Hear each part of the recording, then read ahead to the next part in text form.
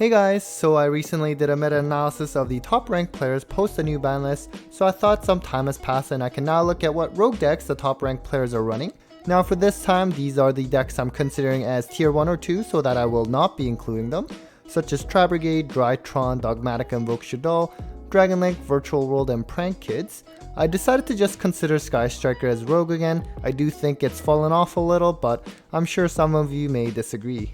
So I looked at the rogue decks that were being played among the top 100 ranked players on Dueling Book, and this time we actually had a ton of rogue decks being played, as you can see by the 711 matches included, compared to the usual of around 500. You see about a quarter of decks being in the other category here, and I'll break that apart separately shortly. So as usual, we see Infor Noble and Mathmech on here, and pure Zodiac is still being played and doing well despite the Trident ban. Mangrade is usually one of the most played decks online in general, and Phantom Knights actually was one of the more played decks in my most recent meta-analysis of the top 25 ranked players as well. Then we have other familiar faces such as Altergeist, Ignister, Eldritch variants, and of course Sky Striker, as I noted earlier, where I'm now considering this as a rogue deck again. One new deck that makes an appearance here is Bee Troopers, which was introduced in Dawn of Majesty, so possibly an insect archetype making its return to competitive play. Now in the 184 matches that were counted as other, if I break this apart in further detail, then we have decks like ABC, Earth Machine, Heroes, Mermail, Orcust, and Subterra Dragoon contributing the same amount of matches. ABC is of course popularized by Pure 555 on Dueling Book, and ES Crow is also well known for his Mermails as well. And then we have some other decks like Dinos, weird to consider this as rogue now, and even Paleo Frogs. We have a former tier 1 deck in Emancipator, and Mech Knights are in here, but not as much as I used to see in this type of analysis. And then there's Mystic Mine, and one match contributed from decks like Cyber Dragon, Time Thief, DDD, and Invoke Trickstar Dragoon. Now compare this to last month's rogue breakdown. We had a lot more Eldritch variants running around, so I thought that would continue considering that the format so far has been the same as prior to the ban list, as right now Burst of Destiny has not released at the time of recording, but the other decks are by and large the same.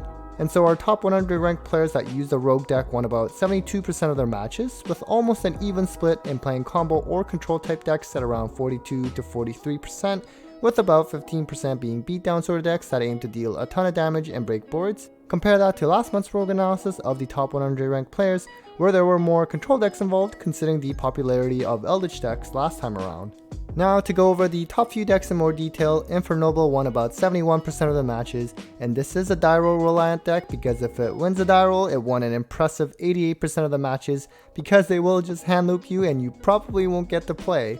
If they lose a die roll, on the other hand, they only won 55% of the matches. I'm just glad this deck is not tier 1 anymore. Now among all players on Dueling Book, the deck is actually not that popular, being the 26th most played deck in the last 7 days, but they were still winning an impressive 62%. Next we have Mathmech, where I'm finding slightly more and more players are running this now in top ranked, where they won 64% of the matches this time around. Similar to last month, they did seem pretty die roll reliant as well, winning 70% if they won the die roll, but 58% of the matches if they lost the die roll. But it still seems like the deck is not very popular among all players, being just the 46th most played deck in the last week with a 57% win percentage. If you're looking for a unique deck to play, I think this one is worth a shot. Next we have pure Zodiac, where I think as long as Zeus is alive, the deck is playable and clearly good enough to warrant players to run it and still do well online. The top ranked players won 71% of their matches with this deck, so that is pretty impressive. And pure variants typically run a lot of traps and just try to Zeus you and play a control oriented style. Now their win percentage by die roll, as expected, did not really matter because they are typically a going second deck, although at the same time I did notice some Zodiac players did opt to go first instead when they won the die roll, so I guess it just depends and you can go either way depending on how you build the deck. Overall among all players, it was the 34th most played deck and did not perform very well at 53% win percentage, so that's a pretty big gap compared to the top ranked players. Not some heavy big brain combo deck or anything, but perhaps with Trident now being banned, you really need to know how to play this deck optimally, and it shows. Now, Silent Mangrade, despite getting Mirage Stalio back, I can't say has done too much and is still at rogue status. A great rogue option to run though, and the top ranked players won about 2/3 of their matches with this deck. Pretty die roll dependent this time around at 83% when they won the die roll versus 50% when they lost the die roll. It might be the small sample size though, because I did think that this deck should be pretty solid, having to go second if they lost the die roll, considering that they typically play a lot of hand traps and is a control oriented deck that can really outgrind. It's not the tier 1 deck that it once was, but it's still a solid option, and I think typically a great option for new players entering the game. It was the 5th most played deck on Dueling book among all players, so it's really a popular deck, although the win percentage was at about 53%. And lastly, we have Phantom Knights, which I already showcased in my recent meta-analysis of the top 25 ranked players on Dueling book.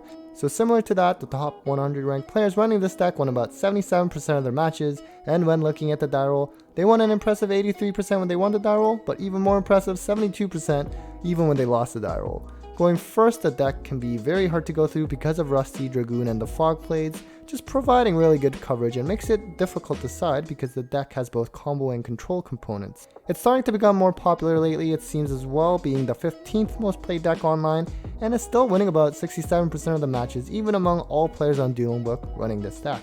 Alright guys, so that was it for this month's rogue analysis. Hope you enjoyed that and hope this video helped in choosing the next rogue deck that you want to run. Take care guys.